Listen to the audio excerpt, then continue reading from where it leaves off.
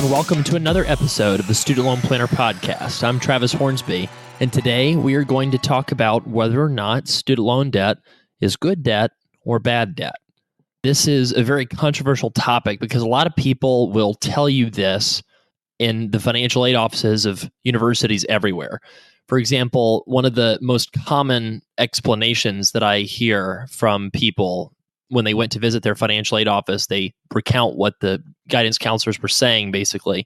And the common refrain from people is that, don't worry, student loan debt is good debt.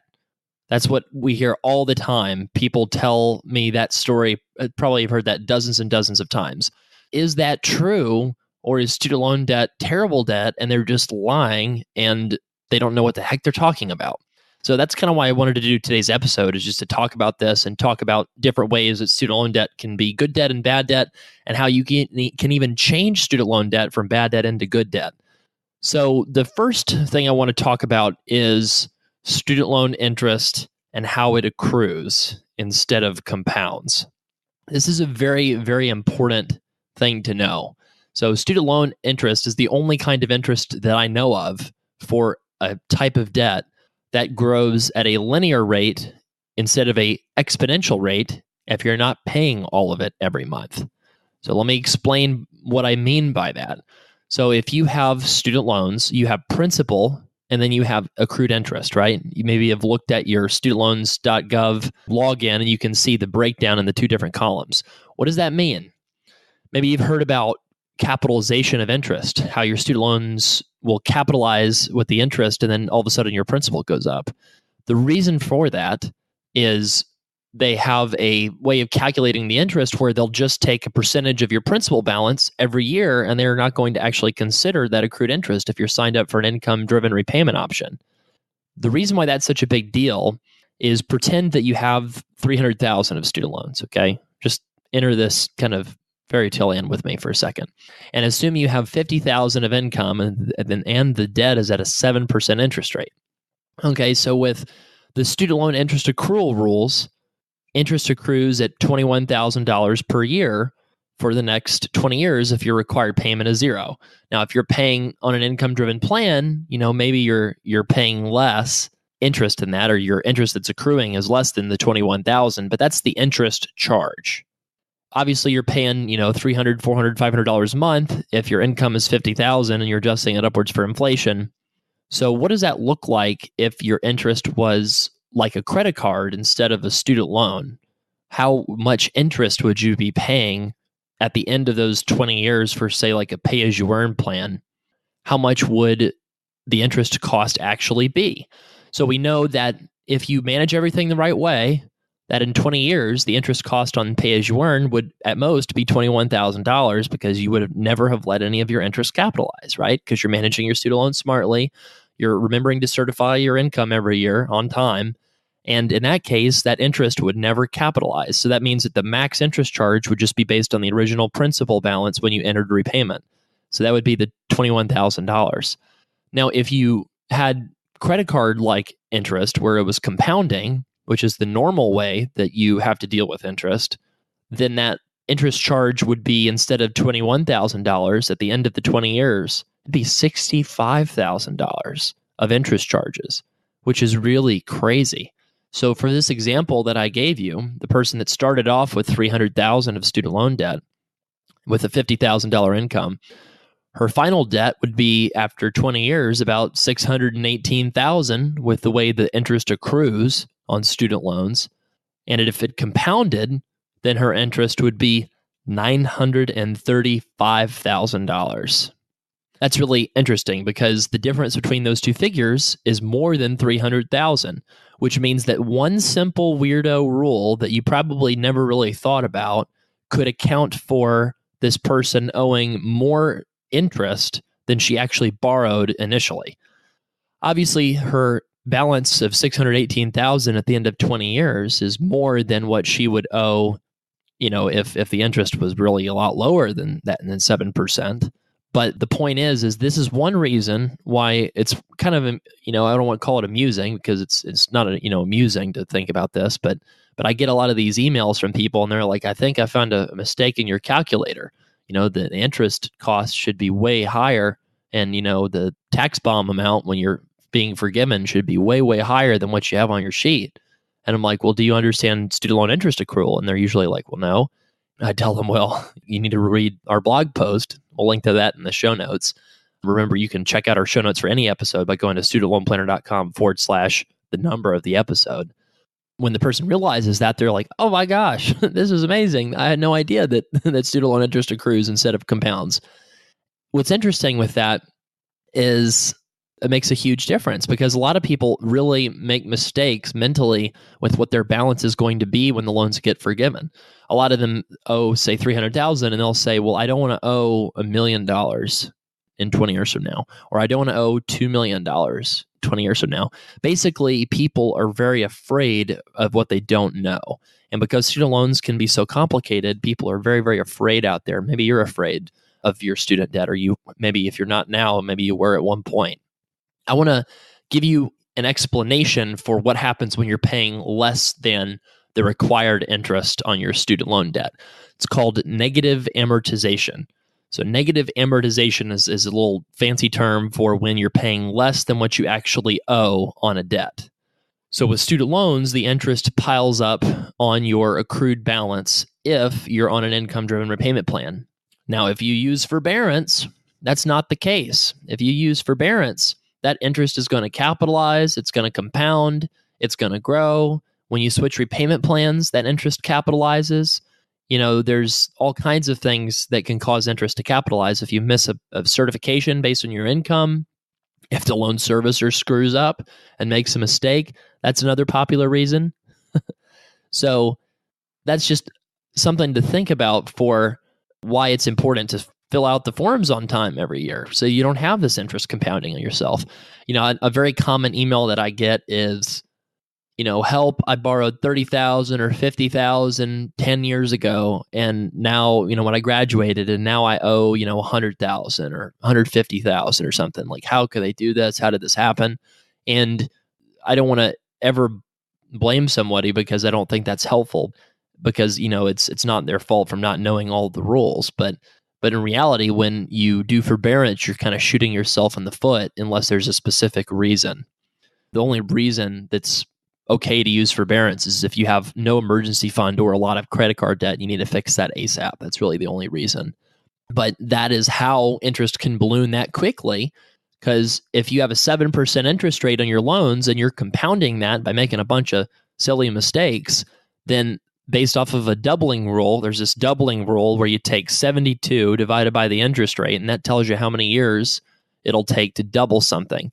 So, for example, a 7% loan that's compounded, divide that into 72, that's about 10. So in about 10 years, with making a bunch of silly mistakes, you could compound your interest and you could double the size of your student loans in 10 years.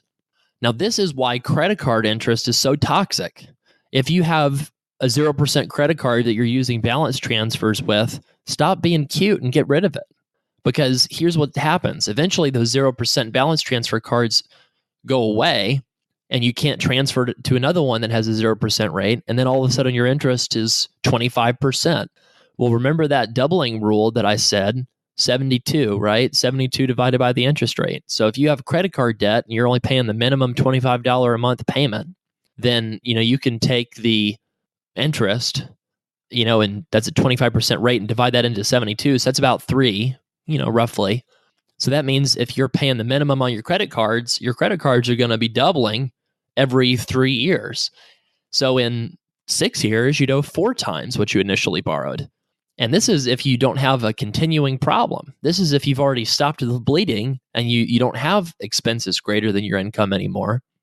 So that's why credit cards are far more dangerous than student loan debt in terms of how much it can wreck your finances. And to top it off, the credit card balances will hurt your credit score so that when you go around to try to buy anything else in life, like a house or a car or something else that you need loans for, you're going to pay a higher interest rate because your credit score is worse because you had credit card debt. So even if you do have 0% balance transfer cards, you're wrecking your finances by having that because you're wrecking your credit score, which is going to cause you to get a worse interest rate on other things. And if you get a mortgage, buy a house, for a 30-year term at a 1% higher rate than you could have gotten otherwise because the lender doesn't consider you a prime lender because you messed up your credit score with your credit card usage, and that really hurts. That stings, right? Now, another thing that people don't understand with student loan debt is the fact that, okay, I got a 7% return. So if I pay extra money on my student loans, that's like getting a guaranteed 7%. And it's actually a lot more complicated than that. It's great to say that on like a podcast or radio show as an emotional way to get somebody motivated, but mathematically it's not correct. So if you look at the compound equivalent return of paying down debt, what does that mean? So basically, if you have a 7% student loan and you got a 10-year payment period, if you were going to have to make the decision between investing or paying down debt because of student loan interest not compounding, like other kinds do, and also because debt pay down doesn't get you the same compound return. So in other words, if you put the money into an investment that grew at a compound rate of interest, then paying down a 7% interest student loan over 10 years is kind of like earning a 3.37% return on investment. So that's significantly lower than 7% return. Now that's after taxes, which means that if you're going to get that return, you got to actually earn more money, in terms of your take home pay return might be 3.37. But if you adjust it for taxes, you might look at like that's 3.37%. It's probably more like 4 or 5%. So just basically as a general rule of thumb, knock off like 2 or 3% off of the interest rate on debt. And that's approximately what you'd have to beat in investing to justify investing instead of paying down the debt. So in other words, if you think that you could get a 4 or 5% return in investing, like say in a retirement account, then that would be technically, mathematically, a better decision than paying down a 7% student loan. Now, 4 or 5% is certainly more than you're going to earn with a bond fund, like putting money in bonds. It's probably not better than putting money in stocks. But basically, I wanted you to think about with this big question, is student loan debt good or bad? There's a lot of stuff about student loan debt that is good. And that's not to say that taking out the debt is a good idea in all cases. I'm just saying that, if you think you're wallowing in misery and you're feeling like the weight of the world is on your shoulders, realize that there's other kinds of debt that you could be in that are just way, way, way worse. So I'm trying to say this to encourage you, to make you feel better and make you feel happier about the situation that you're in, because you shouldn't feel as down as you might feel. Now, if you go talk to your uncle and ask him, what is a good amount of debt to have after exiting a graduate degree program or undergrad program, they're going to tell you, and this is probably true for a lot of the personal finance personalities out there as well, because this is the traditional way of looking at student loan debt. If you have debt when you graduate that's below 1 times your expected income at graduation, then that's probably a decent decision financially. That's what the typical wisdom is. So if you're going to go get an MBA and your income after you graduate is going to be $120,000, you're going to come out with $100,000 of debt, then that's probably a pretty good financial decision, so long as you want to do that job that pays you $120,000. And by that metric, most graduate school programs, or I would say a lot of them at least, are bad investments based off of that traditional metric. So under the traditional model of thinking about student loans, then that means that basically nobody should become a dentist or a physician or a veterinarian or a chiropractor or a pharmacist. Basically any profession almost out there that requires 3 or more years of schooling after undergrad is not a mathematically wise thing to pursue if you want to make that 1 times your income rule hold up. So if you want to be able to easily pay back your debt, then that's a good rule to follow. But what if you feel called to one of those professions? What if you feel like that's the only option for you because you love that job? You want to do that work. That's how you can take student loan debt that would have been defined as bad debt and turn it into good debt. So I want to have a period here. We're going to go through a couple different ranking factors. There's about 6 of them in total. And these 6 factors are things that I like to look at when I'm trying to decide what kind of debt is good or not. So it's helpful to use these different tips, these 6 different tests, if you will, to figure out if the kind of debt that you have is good or bad. And you can apply this to more than just student loans. So the first test is that student loan debt has to be, well, if it's going to be good debt is tax deductible. So this would be like business interest if you have a private practice. This would be mortgage interest in some limited cases. For student loan debt, though, student loan debt is not tax deductible for the most part. You only get a max write-off of about $2,500 if you have an income below $80,000 as a single person or $165,000 as a couple. And that's functionally, for most of you listening, that means you're not going to be getting really tax write-offs for your student loan debt.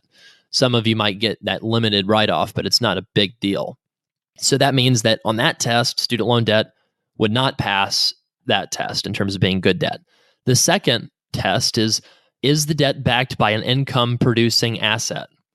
So as an example for this, if you buy a rental property and you put down 20% and the rental property has good characteristics, you expect the prices for the property to increase, at least the rate of inflation, and it's in a good neighborhood, there's not any big expenses you're expecting, and it rents for 1% of the purchase price or better, then if you took out debt to finance that, the income that you're expecting from that rental property is expected to cover the debt payments. So in that case, you'd have a income producing asset that you borrowed to purchase.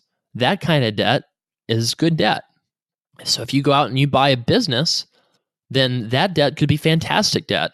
Many of you listening want to own your own private practice, or you want to have your own little shingle you'll hang out there and run your own law firm, or there's different things that you can do that might require you to take out loans to cover the cost of operating the business.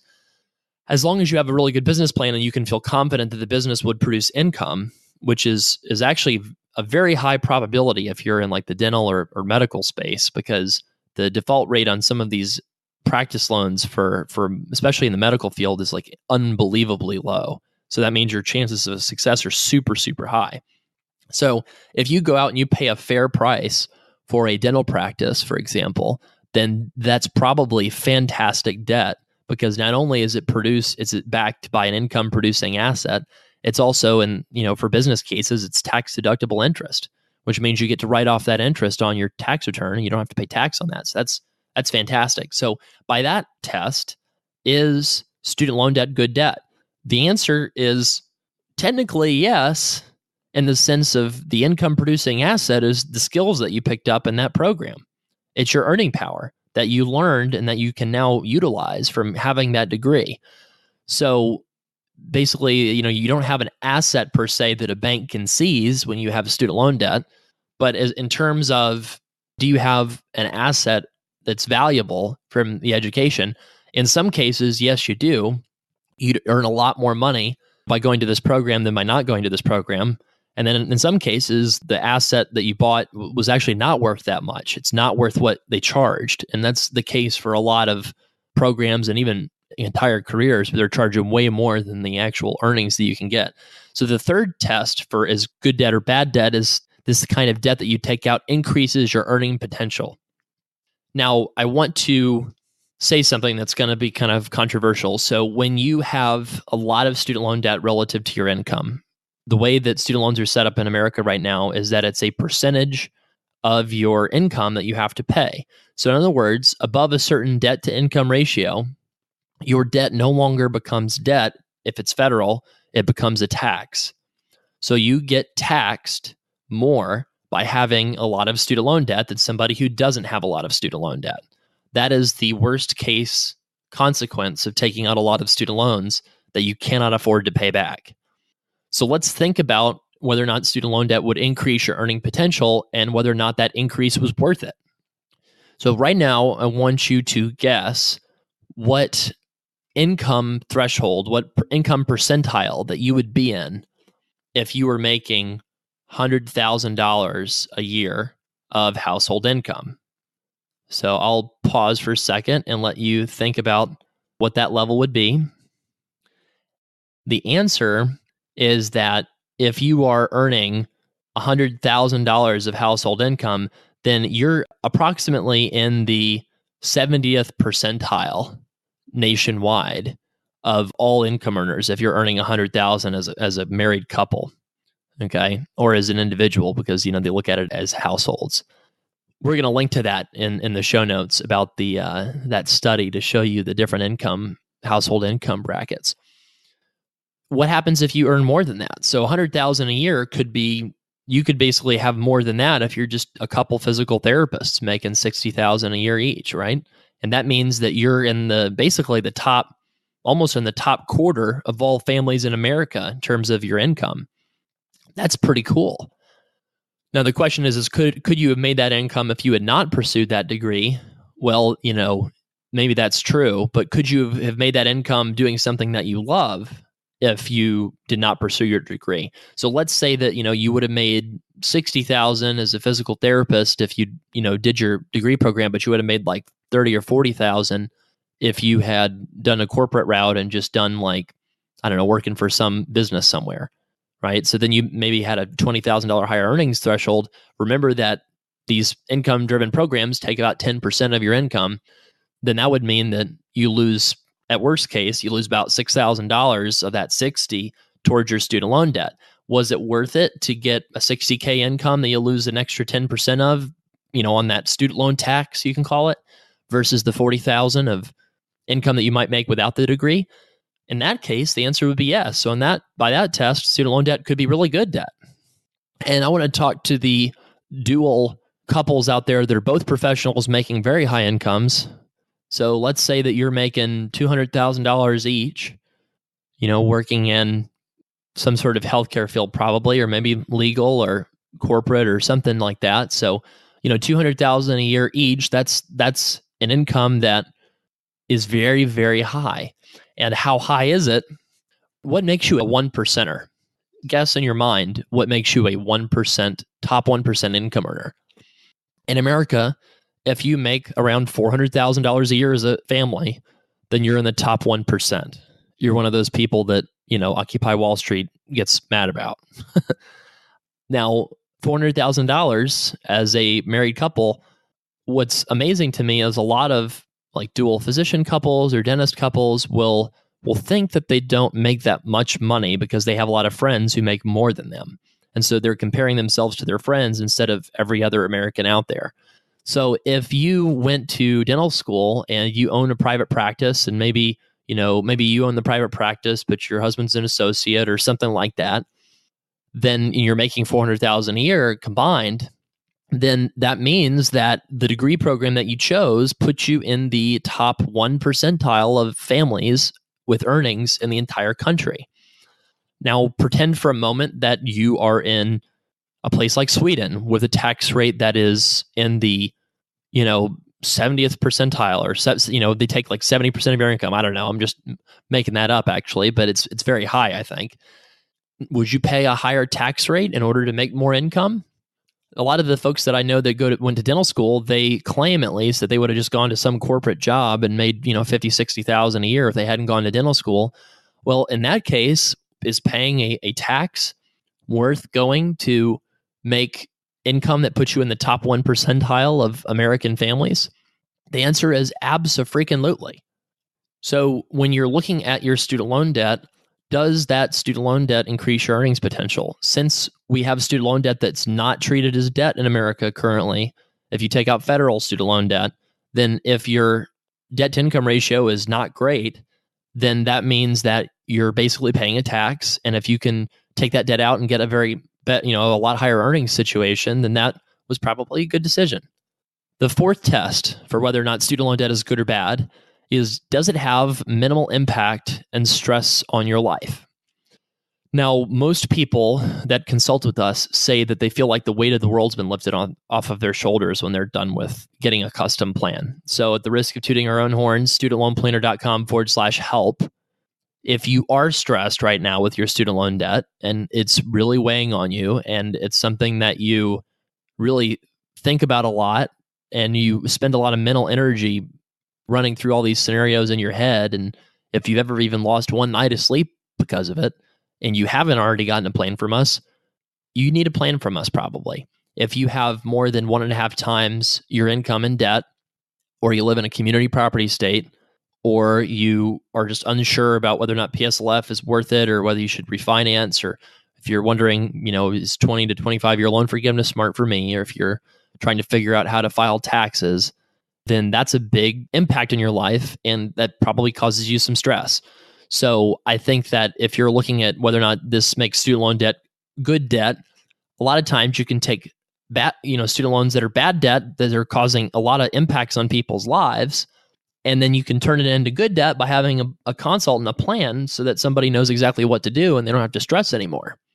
That's one of the reasons why I love doing Student Loan Planner and I love this business, is because we can have that kind of impact on somebody. So for example, maybe you've thought about having student loans and how it hurts your desire to own a house, or maybe you wanted to delay having kids because of it, or maybe you have not gone on some vacations that you wanted to go on, or maybe you've waited to buy a dental practice or a veterinary practice or a private practice in medicine, human medicine. Maybe you've delayed those goals because of your student loans. If that's the case, then this student loan debt right now would be bad debt because you're letting it influence your life because you don't have a plan. So whether or not you read our site, listen to our podcast, and get a plan that way by figuring it out yourself, or you decide that you need to refinance, like a studentloanplanner.com/refi, REFI, get your cashback bonus, start paying it down really fast, or if you hire us to do it. It doesn't matter how you do it. You just need to get a plan so that the debt does not have a big impact on your life. And then you can make bad debt and turn it into good debt. Number 5, remember I said there's 6 tests for whether or not student loans are good or bad. The 5th test is, does it have a low interest rate? In approximately 2006, 2007, the government changed the game and turned student loans into a high interest category. Prior to that, a lot of people had these loans that were really cheap and artificially low in terms of the interest rate. So it's not unusual at all for somebody in their 40s or 50s to have debt from the early to mid 2000s, or maybe even before that. And that interest rate would be under the FFEL loan program, and it might be at a 2 or 3%. Maybe you've heard some friends or family or older people, colleagues of yours in your profession that you've talked to, and you're like, well, did you have student loans? And they say, well, yeah, I only had to take out about 100,000 and they gave me like a 2 or 3% interest rate. So I'm just paying the minimum and just taking the full time to pay it back. That kind of approach, they're doing that because that is very good debt. If you can take out a 2 or 3% loan and you can put it on a long-term 30-year type of repayment plan when inflation is probably going to be 3%, then that basically means you're floating free money around. And you can take that money and put it into retirement or brokerage accounts or basically anything and probably get a better return because of that thing I taught you in the very beginning of the podcast about how when you pay down loans, you get a lower compound equivalent yield, basically, because you could beat that because of the way these math things are calculated when you figure out what the compound equivalent return you have to get is for investing instead of paying down the debt. So in a lot of cases, though, with student loans today, basically the government raised the interest rates. So now the interest rates are 7 or 6 or 7 or 8%. And that means that student loan debt does not fit that categorization. So then in that case, it'd be bad debt based off of that test. And, bad debt at a high interest rate like that, you have to figure out exactly what to do, whether or not it needs to be paid off or not. Number 6, the last test that I have to ask whether or not student loan debt is good or bad debt is, are you required to pay it all or not? I don't know any debt that you can just not pay without doing some sort of bankruptcy or settlement or something like that. And then that hurts your credit score. So, you might have a debt that's bad debt. Let's say you have a ton of credit card debt, more than you could ever hope to pay, or so much medical debt that you just could never pay it off.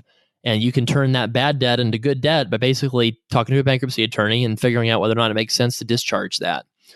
Now, with student loans, you cannot really bankrupt student loans in most cases. I've got a couple of friends that are student loan attorneys, and in some cases have been able to get stuff discharged, but it's extremely difficult. And that means that For most people, though, you don't even really need to worry about it not being bankruptable because you can use income-driven repayment options and IDR loan forgiveness or public service loan forgiveness, and you might be able to not pay the full amount. So if you have a low income relative to your debt, then you're probably not going to be required to pay the full value of that debt in today's dollars. You might pay more than what you borrowed, but if you pay it over 20 or 25 years, or even 10 years, then that means your cost in today's dollars is lower. So is student loan debt good debt? Well, if you can stretch it out over a long, long period of time and pay a fraction of what you borrowed, then that's good debt. If you can use public service loan forgiveness as a physician at a 501c3 hospital and you can get your payment capped under the right repayment program and you can have a balance that's forgiven of hundreds of thousands of dollars, then that's good debt, right? So what happens if your debt is not good debt? What kind of situations would you have to have your student loans be bad debt? I already mentioned not having a plan can pretty much turn this into bad debt. I've got so many examples of people losing tens of thousands or even hundreds of thousands of dollars projected under the current loan rules by just making bad mistakes. For example, I had somebody who was in default on their loans, or they were close to being in default, and this person's spouse was on an income-driven plan, and both of them worked at a not-for-profit facility. Well, he didn't realize that if he switched repayment plans and they filed jointly for taxes and amended their tax returns, that they could pay about the same amount of money every month and be eligible for public service loan forgiveness for both of them. So we took really, really bad debt for him, which is defaulted debt destroying his credit score, and set them up on a plan where they could have that loan forgiven with no additional cost because of the projected rules of the PSLF program. So I can't say that, obviously we didn't save that money for him right away, but under the rules that exist, we saved them probably $200,000 or $300,000. Now, other kinds of ways that you can make student loan debt, you can really comfortably define it as bad debt, is if you could do anything else but your degree program and be happy, then you should probably do something else, because it's probably not worth it to become a physician financially. It's probably not worth it to become a dentist financially. There's better ways to make money than doing those fields. You can make a lot more money if you go to Wall Street and major in math and economics, and you go to a top school and you go to one of the big banks and you trade bonds. I can confirm that because I would go out on dinner sometimes with Wall Street folks back when I was a bond trader, and the top earning people, they were regular people. There wasn't anything shocking about them in terms of their life story, but they were making, in some cases, like low seven figures just because they had worked their way up inside a big bank. And don't get me wrong, it's an incredibly difficult job to do and do well and keep your job. But if you want to make money, go work in tech or go work in, some other startup, or try to go down and get a job in New York and work in finance, work in a field where making money, work in sales, work in something where you don't have to take out a huge amount of student loan debt. So that's when student loan debt is bad, is if you go get a degree that you think, oh shoot, well, I didn't really need to do that, or I wish I hadn't done that. Well, then yeah, student loan debt can be bad. But here's the nice part is if that is the case, you can kind of turn that bad debt and kind of turn it into okay debt by realizing that, again, what's the cost of that decision? Well, you have to pay a tax on your earnings for decades. So you have to lose 10% of your earnings for, 20 years because you went to that degree program. You can't bankrupt it. So if you went to a absolutely useless program that didn't give you any higher earnings prospects, currently, at least for most of these graduate school programs, they're not letting people discharge the debt. And you just have to pay the 10% of your earnings for the 20 to 25 years, and then you're done. Now, what if you have a 5% interest rate on $100,000 of student loans, and you live in New York, and you're paying 40% in taxes, federal, state, and local taxes? So your interest cost is $5,000 per year. But if you can't deduct student loan interest, that means you have to earn more money than $5,000 in salary to pay that $5,000 in student loan interest. So if you adjust that upwards for the money you have to earn in your paycheck to pay $5,000 of student loan interest, that means that the interest rate is like 8.33%. So that's really ugly looking, right? So if you're making 300,000 in income and you have 100,000 in student loan debt, you're in the private sector, then student loan debt can be bad debt just based off of that debt to income ratio. So that 8% interest rate is just way too high, and that means you really need to focus on your student loans before you focus on other kinds of debt like a mortgage or, a car or something like that that has a lower interest rate. So here's a little general rule of thumb. If you have a tough time paying down your loans, then good debt is federal debt and bad debt is private debt. Because the private debt, you can never put it on an income-based program. You don't really have forbearance options. You don't have flexibility. Whereas the federal debt gives you all kinds of flexibility. Even though the interest rate kind of stinks, the flexible options that it allows are tremendous. So that is something to really think about. Federal debt, you always want to take out federal debt, not private debt, if you can at all help it on the front end, if you're kind of unsure what your life's going to hold. Now, if you have an easy time paying down your loans, if you feel like, I can easily pay the loan, the 10-year or the 15-year payment, without too much of a problem, one way to think about this is if you have 1% of your student loan balance, that's the 10-year monthly payment approximately. So if you can have an easy time paying that monthly payment, and you work in the private sector, then the thing you need to do is refinance. So, check out our site, get the refinancing bonuses, studentloanplanner.com/refi, and refi your debt, get $200 to $1,000 to do that. And then maybe you start off with a 10 or 15 year, and then you refinance again to a 5 or 7 year after a couple of years to get a lower rate. So that is an example of somebody who has bad debt that they need to get rid of. And there's obviously the huge exception, if you're going for PSLF or you have some sort of loophole with, we talked about the breadwinner loophole for community property states in a prior episode, maybe you have these exceptions. So that's one of the reasons why people consult with us, is because it is very difficult to give you all the examples and all the scenarios in, a limited amount of time. But in general, if you're in a good financial situation, you want to have the lowest interest rate loans and get rid of them as quickly as you can if the math makes sense.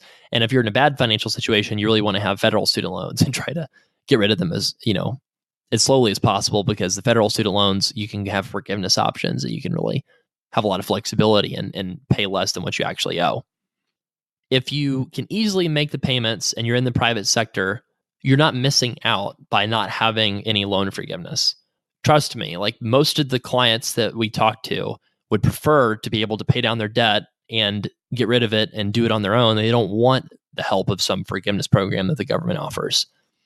Now, if it exists, it's kind of dumb to just not take advantage of it at all. But if you can get rid of the debt, get rid of it. If it's the smart thing to do, run the math, use our calculator, make sure that you're not making a massive mistake that could come back to haunt you later down the road when you don't have enough in retirement savings. Now, if you've listened to this and you've decided for sure that your debt is bad debt and you want to get rid of it and you want to pay your loans off, then there's a few things that you could do. I would suggest that you look at your car expense, your housing expense, and whatever your third item is on your budget, that's the biggest line item on your budget. Usually car and house are up there, and I'm excluding student loans, obviously. So maybe the third place thing is like vacation. Maybe it's going out to eat. Maybe it's daycare. You can't really cut that necessarily, but you're looking at car, house, whatever your number 3 biggest spending item is, and you need to drastically cut back in one of those 3 things. One of the other ones of those 3, you just need to make modest cuts. So for example, let's say that you live in a really big house, or you have a very expensive rental payment, you have kind of a relatively modest car payment, and you go out to eat a lot, then one of those 3 things has got to have drastic reductions so that you can get rid of this bad debt and just pay it off and be done. So maybe you have to go into a cheaper housing arrangement. Maybe you have to house hack and rent one of your rooms out to somebody that you know, like, and trust. Maybe you need to get rid of your car and trade it into a CarMax and downgrade your car to something that's 5 years or newer with over 100,000 miles on it. Maybe you need to learn how to cook at home by checking out Pinterest and seeing all the different meal plans that are out there on how to feed your family for $2 a meal or something like that. There's a lot of really good guides out there. And if you have bad debt, not because you need to get rid of it, because it's not tax deductible, it's not going away, it's something that it's not producing income for you. You just need to get rid of that debt. If you don't need to get rid of the debt and you have student loans that are bad debt because you don't have a plan or you're confused about what's going on, we'd love to help. Just reach out to us, podcast@studentloanplanner.com, and we'll get you set up with a plan. So to recap, student loans can be bad debt and it can be good debt. It depends on what's going on in your life. It depends on all kinds of different things. But the most important thing is to know what's going on, understand the student loan interest accrual, understand how student loan debt differs from other kinds of debt, know about refinancing, know about forgiveness. Also know that if your student loans gave you a much higher income and put you in one of the top earning income percentiles in America, then that's pretty awesome. You should feel great about that. Focus on having retirement savings instead of just throwing money at loans. If you're going to have those loans forgiven, then that's not smart, right? Make sure your loans have minimal impact and minimal stress on your life. And if your student loan debt doesn't have a low interest rate and you're going to have to pay it all back, then that means you probably need to refinance and get a cashback bonus for doing so. So hopefully that helps y'all. Reach out if you have any questions, and thanks so much for listening. If you're ready to schedule your custom student loan plan, visit studentloanplanner.com/book and pick a time that works for you. The show notes are available at studentloanplanner.com/the number of today's episode. Finally, if you love your Student Loan Planner podcast, help us out and leave us a review or share it with someone who owes more than you.